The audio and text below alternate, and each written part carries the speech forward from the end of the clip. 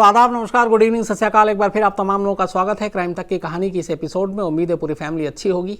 दिल्ली में एक बार एक किडनैपिंग हुई और एक बिजनेसमैन के बेटे की किडनैपिंग हुई थी।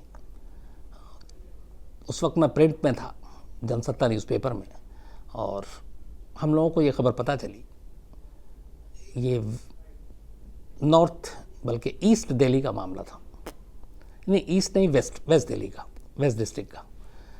तो बातचीत हुई उस वक्त। ऐसा मतलब पुलिस और के जो रिश्ते थे, कैमरा की वजह से बहुत सारी चीज़ें दूरी हो गई, क्योंकि अब स्टिंग ऑपरेशन और ये वो, तब खुल के बातें होती थी। ये भी होती थी कि कौन सा रिकॉर्ड पे लिखना है, कौन सा नहीं लिखना है। तो इस किडनैपिंग, और चूँकि एक हाई प्रोफाइल किडनैपिंग थी, हम लोग पहुँचे वहाँ पे, सारे क्राइम रिपोर्टर थे, उसमें मैं भी पहुँचा था और उस पुलिस स्टेशन में सारी डिटेल ली। एक आध दिन खबर छप गई। नेक्स्ट डे फिर उस इलाके के जो सीनियर पुलिस ऑफिशियल थे फिर वहाँ पे गए फॉलोअप के लिए। तो उन्होंने एक रिक्वेस्ट की। उन्होंने कहा कि इस किडनैपिंग की स्टोरी को अभी मत छापना। जैसे ही ये सारी डिटेल आ जाएगी, हम किडनैपर को पकड़ लेंगे, बच्चे को रिलीज़ करा लेंगे, तो आप इसमें जितना मन करे, जो जैसे चाहे छापे, हमारी पुलिस की भी क्लास ले लो, सब चलेगा। लेकिन अभी अगर आप छापेंगे तो बच्चे की जान खतरे में। और किडनैपर भी न्यूज़पेपर पढ़ता है, टीवी देखता है, तो अगर उसे पता चल गया कि ये मामला हाईलाइट हो गया है, मीडिया में आ गया, तो वो डर जाता है, क्योंकि उसे भी पता है कि मीडिया में आने के बाद पुलिस के ऊपर भी प्रेशर होता है। तो फिर ऐसे में सबसे ज़्यादा खतरे में जो जान होती है वो बच्चे की होती है।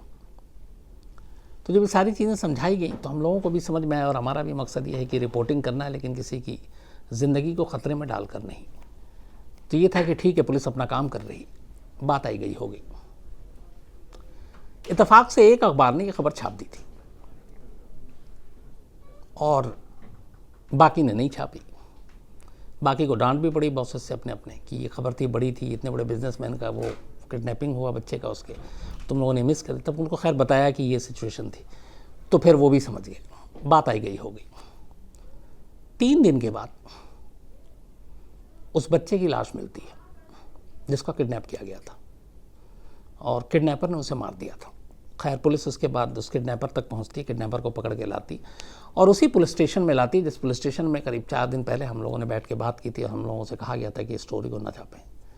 तो उस किडनैपर से हम लोगों की मुलाकात भी होती है, बातचीत भी होती है। पैसे के लालच में उसने किडनैपिंग की थी, और इसमें कुछ प्रोफेशनल लोग इन्वॉल्व थे। इत्तेफाक से नेक्स्ट अगले दिन उसी पुलिस स्टेशन की छत से कूद कर वो जो किडनैपर है वो सुसाइड कर लेता है। अब इसमें पुलिस वाले भी सस्पेंड हो जाते हैं, क्योंकि उनकी कस्टडी में ये सारा केस हुआ था। तो बाद में ये जो सारी चीज़ें पता चली, वो किडनैपिंग से ही जुड़ी हुई चीज़ थी। किडनैपर ने बच्चे को किडनैप किया, पहले दिन अखबारों में खबर छपा, उसके बाद फिर पुलिस ने रोका, फिर उसके बाद एक अखबार में छप गया। किडनैपर के कुछ लोग बाकायदा पुलिस स्टेशन के आसपास और ऐसी चीज़ों में जो ऑर्गेनाइज क्राइम करते हैं वो देखते हैं। जैसे आजकल अगर कहीं कोई स्पॉट है तो कहते हैं उस स्पॉट पे कहीं ब्लास्ट हुआ, मीडिया की टीम है, तो वहाँ पे भी जो कल्प्रिट हैं या जो सस्पेक्टेड हैं या जो मुजरिम हैं, वो भी आकर वहाँ का मुआयना करते हैं और देखते हैं कि क्या हो रहा है, पुलिस का एक्शन क्या है, पुलिस आगे क्या प्लान कर रही है, मीडिया क्या बात कर रही है। तो उस खबर के छपने से किडनैपर घबरा गया और उसे लगा कि अब मामला बड़ा हो गया, इसमें टॉप ऑफिशियल, पुलिस के ऑफिशियल जो है इन्वॉल्व हो गए हैं। लोकल पुलिस से अब लेकर मामला क्राइम ब्रांच को दे दिया जाएगा, वो पीछे पड़ जाएंगे। और किडनैपिंग में सबसे ज़्यादा रिस्की होता है, जिसको आपने किडनैप किया है उसको ज़िंदा लेकर घूमना, ये सबसे बड़ा एक रिस्क फैक्टर होता है। मर्डर करना, हाथ पैर तोड़ना, ये सारी चीज़ें अलग होती हैं। किडनैप करके किसी को रखना और कई कई दिनों तक रखना, वो सबसे ज़्यादा रिस्की होता है।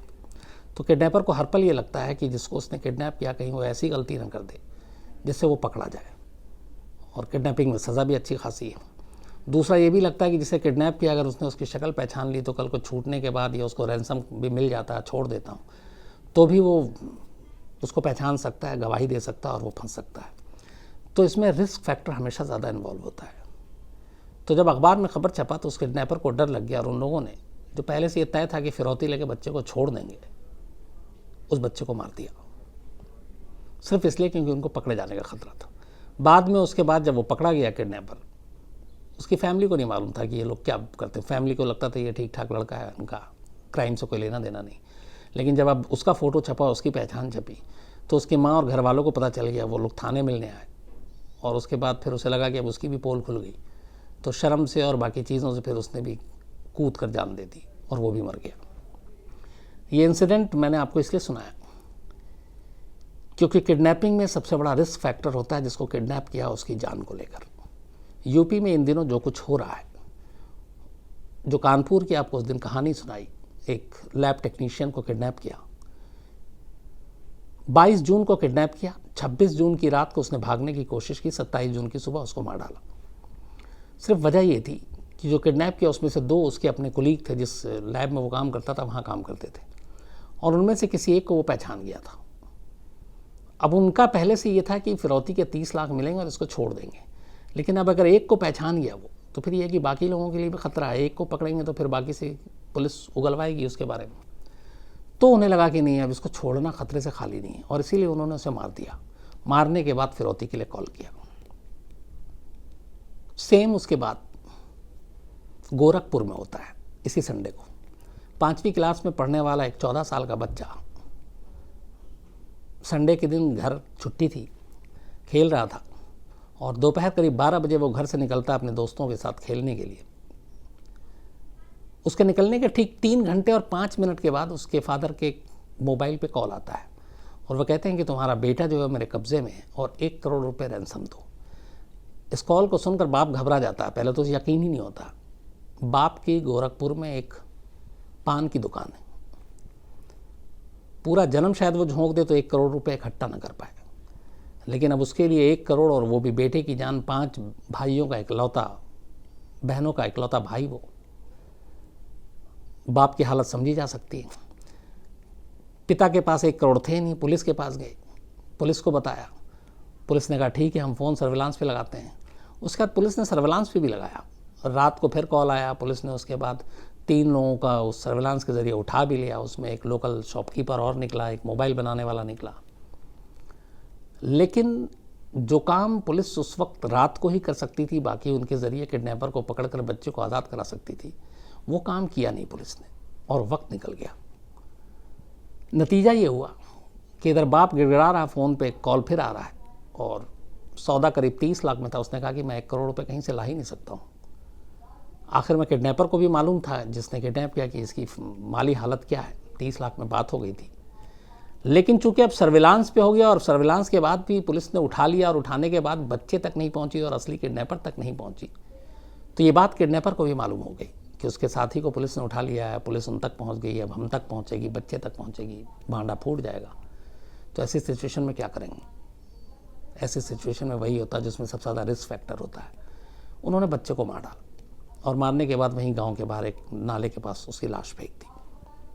उसके बाद फिर अब ये हंगामा होता है, तब पुलिस किडनैपर को पकड़ती है, 5 लोग अरेस्ट भी हो गए, लेकिन उस बच्चे की जान नहीं बचाई जा सकी, वो मारा गया। इसलिए कि पुलिस ने अधूरा काम किया। अगर सर्विलांस के बाद वो उसी वक्त सही प्लानिंग के साथ उस बच्चे के ठिकाने तक, किडनैपर के अड्डे तक पहुंच जाते तो शायद बच्चा ज़िंदा रहता। लेकिन किडनैपिंग में क्या होता है, जैसे जैसे वक्त बीतता है ज़िंदा बचने के चांसेस कम होते जाते हैं, क्योंकि बहुत देर तक किडनैपर किडनैप किए हुए शख्स को अपने साथ नहीं रखता है, उसमें पकड़े जाने का खतरा है। ये 2 इंसिडेंट हुआ। एक बुलंदशहर में वकील साहब हैं, पिछले कई दिनों से गायब हैं और कुछ पता नहीं चल रहा है। शक ये भी है कि उनका किडनैप हो गया है, लेकिन वो कहाँ हैं पुलिस ढूंढ रही है, ड्रोन कैमरे का भी इस्तेमाल कर रही है, सर्विलांस के ज़रिए भी खंगाल रही है, लेकिन कोई खबर नहीं मिल रही है। गाज़ियाबाद के एक बिल्डर हैं जो करीब 14 जून से गायब हैं, महीने 14 या उसी जून से ही गायब, महीना लगभग हो गया। विक्रम, आज तक पता नहीं जिस गाड़ी से वो निकले थे आखिरी बार, वो गाड़ी बरामद हो गई, उस गाड़ी में खून मिले, उस खून से सनी हुई गाड़ी है, लेकिन बिल्डर साहब का आता पता नहीं है। किडनैप हुए, क्या हुआ नहीं मालूम। एक गोंडा में ज़रूर था, जो एक बच्चे को किडनैप किया गया, एक लड़की ने, जो आपने सुना होगा, रैंसम कॉल के लिए फ़ोन भी किया, विकास दुबे का एग्जाम्पल भी दिया कि पुलिस के पास मत जाना वरना पुलिस के पास तुम्हें पता है क्या होता है।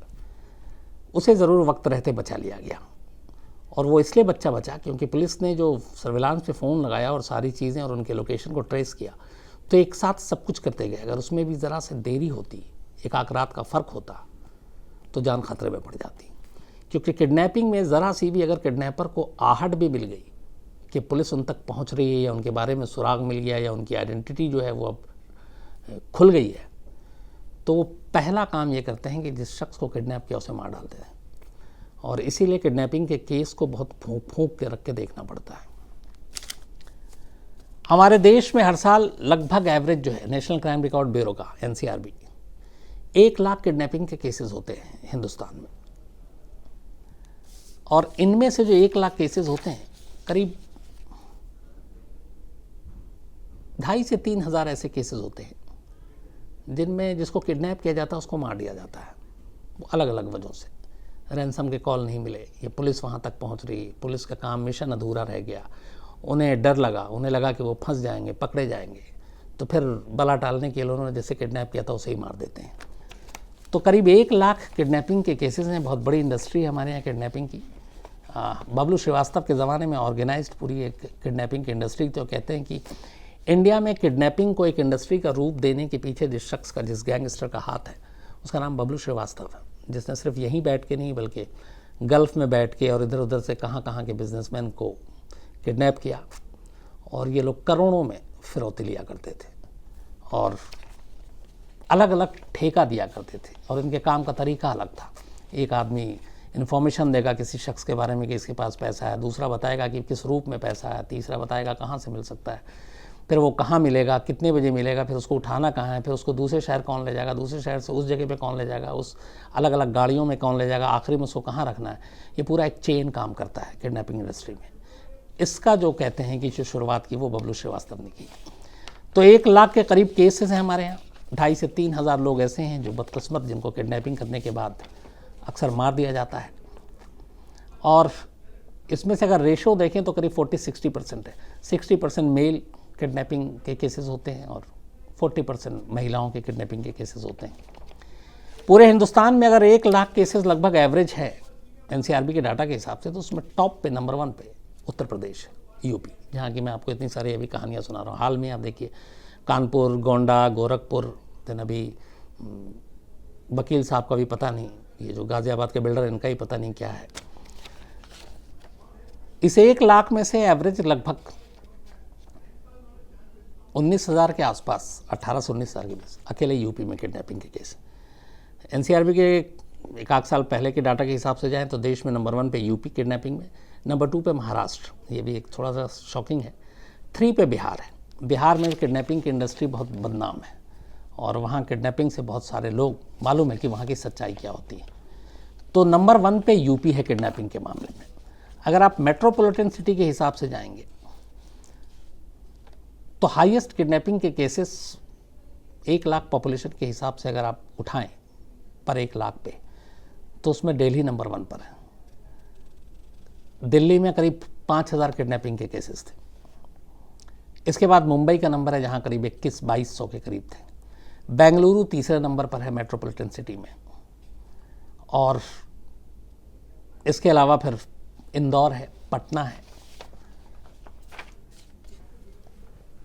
तो ये सारे फिगर हैं हमारे देश में जो डराते भी हैं, क्योंकि 1 लाख लोगों के किडनैपिंग, और किडनैपिंग में इस 1 लाख में ज़्यादातर वही हैं जो रैंसम और फिरौती के लिए किए जाते हैं।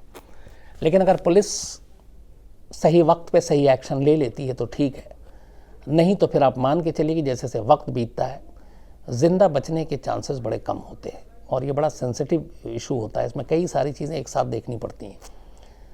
जैसे मैंने आपको शुरुआत में बताया था कि अगर मीडिया में भी इस तरह की किडनैपिंग की खबरों के लगातार कवरेज हो, तो किडनैपर भी बैठ के न्यूज़ चैनल देख रहा होता, अखबार पढ़ रहा होता, और वो देख रहा होता कि पुलिस पर कितना प्रेशर है, उनका एक्शन क्या है। तो इससे एक तो वो फ़ायदा होता ही है, नंबर 2 लेकिन वो घबरा भी जाता है कि अब ये मामला इतना बड़ा हो गया है कि पुलिस छोड़ेगी नहीं, पकड़े जाएंगे।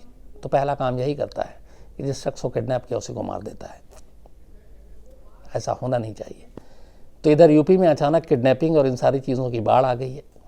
और लेकिन एक अजीब ये भी है कि किडनैपर को या तो पूरा पता नहीं है, एक पान वाले से आप 1 करोड़ रुपए की फिरौती कैसे मान सकते हैं, जिसकी रोज़ की कमाई ही मुश्किल से 500 रुपये भी ना हो, और उससे 1 करोड़ की, उसका बाप गिड़गिड़ा रहा है। उसी तरीके से कानपुर का जो लैब टेक्नीशियन था, उस पूरी ऑडियो को सुनिए आप, किडनैपर के साथ बातचीत की, वो लगातार उसका बाप कह रहा है कि हमारे पास कुछ है नहीं, घर भी बेचेंगे तो उसके लिए वक्त चाहिए, कोई ऐसे ही हमारा घर नहीं खरीद लेगा, ज़मीन बेचने के लिए भी वक्त चाहिए, और हमारे पास इतने पैसे नहीं है। यहाँ तक एक किडनैपर कह रहा है कि जब आप पैसे ले लो बैग में रखकर और बाइक पे आना, फिर पूछता आपके पास बाइक है, कहता हमारे पास तो बाइक भी नहीं है। तो कहता अच्छा किसी की बाइक ले लेना और बाइक लेकर आना। तो जिस आदमी के पास बाइक भी नहीं है, जो आदमी कह रहा है कि हमको घर बेचना पड़ेगा अपना जिसमें अभी रह रहे हैं, जो उसके पूरे परिवार के लिए जो छत का काम करती है, और ऐसे लोगों से इतनी सारी फिरौती की डिमांड, ये भी एक नया ट्रेंड शुरू हो गया है। तो अब ऐसे गरीब लोग कहाँ से पैसे लाएंगे?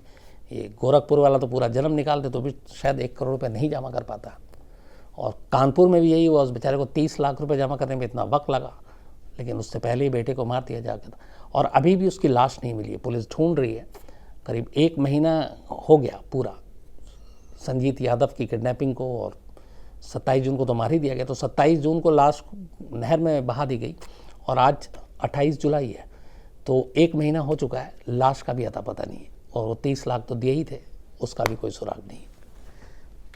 तो आज इतना ही, और बाकी मैं इसमें अपडेट आपको देता रहूँगा कि रिया चक्रवर्ती केस में क्या हुआ, पटना की पुलिस पहुँची है, मुंबई पुलिस क्या कहती है, मुंबई पुलिस और बिहार पुलिस के बीच में क्या बातचीत होती है, और सुशांत सिंह राजपूत के पिता ने जो कहा है वो किस बेस पे उन्होंने, आखिर उनके पास कोई ना कोई पुख्ता ऐसे सबूत मिले होंगे, कोई चीज़ ऐसी हाथ लगी होगी जिससे उन्हें लगा होगा कि रिया चक्रवर्ती सुशांत सिंह राजपूत को परेशान कर रही थी, और इसी परेशानी की वजह से सुशांत सिंह राजपूत ने खुदकुशी कर ली। क्योंकि उनके पिता का ये इल्ज़ाम है कि खुदकुशी के लिए रिया चक्रवर्ती ने सुशांत को मजबूर किया, मरने के लिए मजबूर किया। तो ऐसी क्या चीज़ थी, ये कोशिश करेंगे जानने की और पता करने की।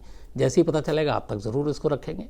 कल मुलाकात होगी आपसे रात 9 बजे किसी नई कहानी के साथ। तब तक अपना ख्याल रखिएगा। Thank you very much.